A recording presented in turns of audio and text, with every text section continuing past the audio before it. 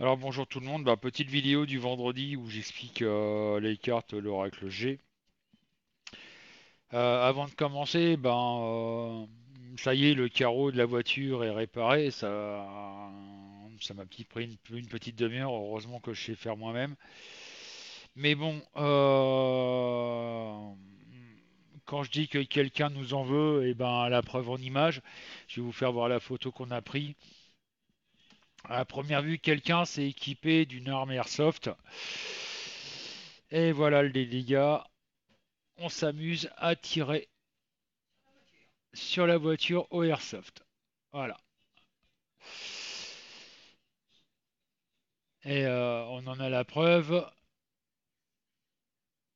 parce que justement, on a vu, voilà, ce qu'on a trouvé ici. Vous avez la bille alu. Donc ça continue. On essaie de nous faire partir du quartier. On essaie de nous faire des histoires. Heureusement qu'ils n'ont pas encore l'idée de mettre le feu à la voiture. Parce que là, ça deviendrait dramatique, quoi. Mais bon, on fait avec. Donc bien entendu, hein, je vous rassure, j'ai été porté plainte contre X à la gendarmerie. Il y a les billes dans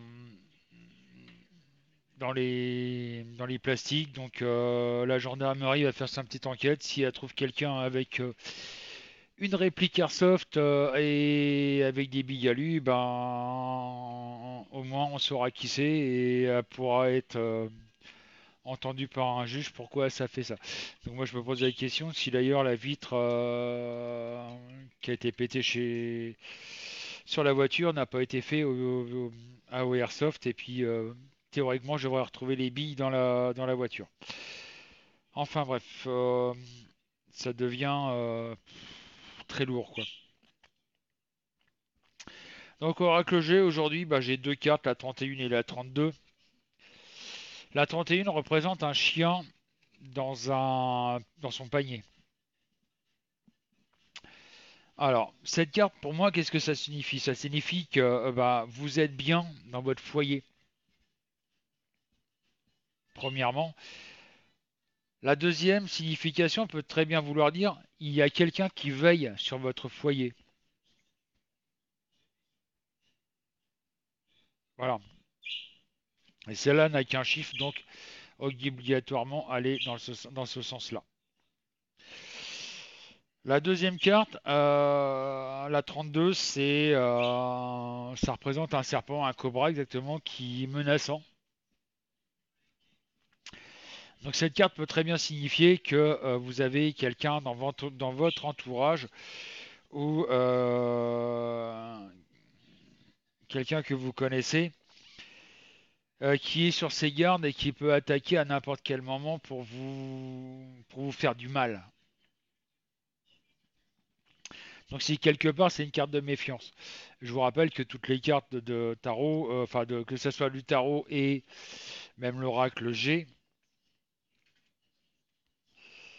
signifient ont leur propre signification, mais en même temps une signification globale. Voilà. Je voulais parler aussi d'un petit truc, j'avais promis dans ma vidéo lundi, vite fait, de mes expériences personnelles sur différents sites de voyance que j'ai travaillé. Je ne citerai pas de nom, je vous rassure.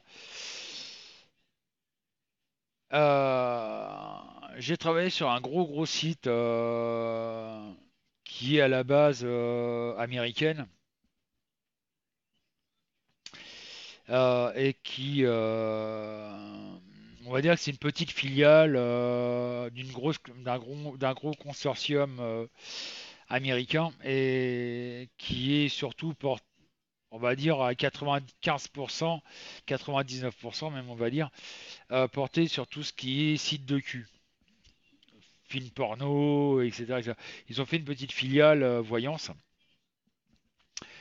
où le but de l'opération c'était de vous faire craquer votre carte bleue quoi. J'ai travaillé pas longtemps, j'ai travaillé 2 fois 3 mois parce que voilà, mais j'ai été très déçu par leur comportement puisque la première chose qu'on vous demande, c'est dès que quelqu'un vient sur votre salon et qu'il a pris un forfait, vous avez un petit message privé du groupe qui vous dit Francis, telle personne a pris un forfait, faut que tu ailles la faire venir en privé pour qu'elle craque son forfait. Voilà. Même si on n'avait rien à lui dire de spécifique, fallait obligatoirement qu'on s'arrange à la faire venir en privé pour qu'elle craque son forfait. Moi, je me suis toujours refusé à faire cette politique. J'estime que c'est aux gens de réclamer de la voyance et pas aux voyants d'insister pour que la personne ait de la voyance. C'est tout à fait logique. Là, non. Sur ce site, j'ai eu un cas bien particulier où elle habite au Canada, la consultante, et quand j'en parle, je suis un petit peu ému parce que voilà, je me sens un peu responsable parce que j'aurais pu la faire partir du site, mais j'ai pas pu malheureusement. Qui avait eu des copains qui avaient eu la bonne idée de lui dire qu'elle allait être kidnappée par la mafia canadienne et qu'elle allait être envoyée en Suède ou je sais plus où, ou au Canada, enfin bref, un pays à la con, ou aux Pays-Bas, je sais plus où, pour être prostituée. Donc elle a flippé. La première fois qu'elle est venue me voir, elle m'en a parlé. J'ai dit attends, on va en privé, on va en discuter ensemble. Je vais te faire un tirage et on va voir ce qu'il en est. Et je lui ai dit, j'ai dit non mais je te rassure, tu risques rien quoi. C'est à mon avis, moi par rapport à mes ressentis, c'est juste une mauvaise plaisanterie qui commence à te monter la tête quoi. Donc ça l'a rassuré quelque part. Mais voilà, 15 jours après, voire un mois après, enfin 15 jours après, j'ai quitté le site en question. Bon, bien entendu, je vous raconte pas ce que quand je suis parti, ce que la direction a demandé aux autres voyants, parce qu'on était quand même 300 ou 400 voyants. Il y en avait les trois quarts qui travaillaient pas, mais bon.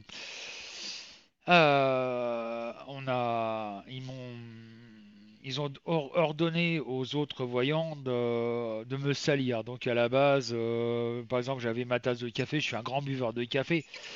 Les voyants avaient ordre de dire que j'étais un alcoolique et en fin de compte que dans ma tasse, c'était pas du café, mais c'était du whisky. Donc ça a déjà commencé par là. Après, ça a été que bah, j'étais un pervers. C'est-à-dire que je proposais aux consultantes de leur faire de la voyance gratuite s'ils étaient à poil en webcam. Je ne sais pas comment j'aurais fait pour faire de la voyance gratuite, puisque c'est pas moi qui gérais les forfaits qu'ils prenaient. Deuxièmement. Et au dernier recensement, je l'ai su il y a à peine un an, par une personne qui me suit et qui va de temps en temps jeter son petit coup d'œil là-dessus, où bah, je suis carrément un violeur d'enfants. Vous voyez jusqu'où ça va? Ces sites-là, pour casser quelqu'un qui veut plus travailler pour eux, faut savoir qu'ils prenaient 50% de la consultation. Et c'est tous comme ça, hein, c'est tous les sites comme ça, hein. Il n'y a pas un seul site qui vaut le coup. Les gros sites, hein, je parle, attention. Après, vous avez les petits voyants comme moi qui ont leur site où ils sont tout seuls à faire de la voyance. Faut savoir que 99% des sites comme ça où les personnes ne sont absolument pas déclarées, c'est du travail au noir. Mais ils s'en foutent royalement puisque en général ils ont leur siège social à l'étranger et les serveurs etc. à l'étranger. Donc inattaquables quelque part. Faut savoir que les 99% des voyants qui travaillent là-dessus ne sont pas des voyants, c'est juste des charlatans. Et je peux vous dire que j'en ai vu un paquet. Donc voilà, c'est pareil pour les numéros courts. Genre Madame Irma au 36 48, j'ai une connerie, hein, mais voilà, au 36 48, vous dira votre avenir, etc., etc.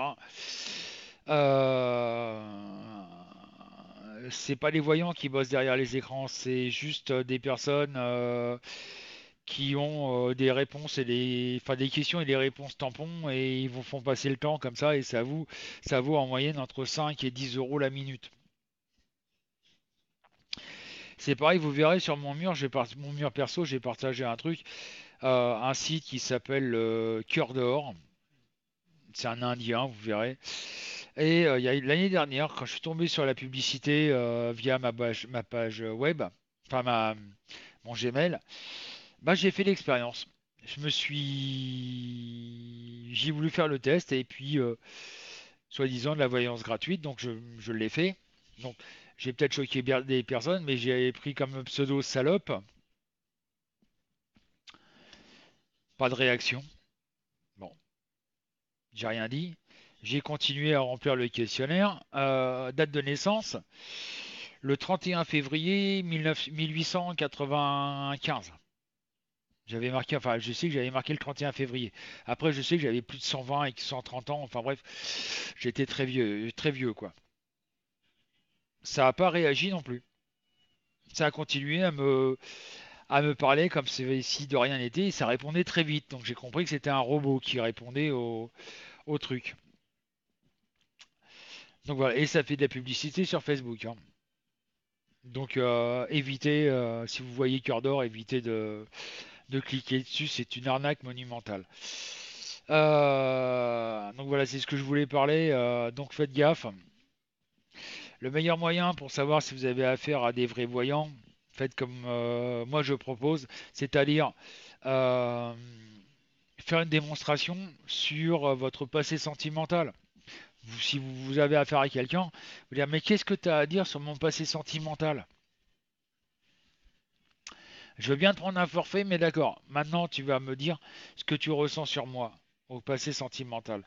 Si elle te dit, si elle vous répond, oui, non, mais j'ai pas besoin de le faire. Tu connais ton passé sentimental. Changer de crèmerie, quoi.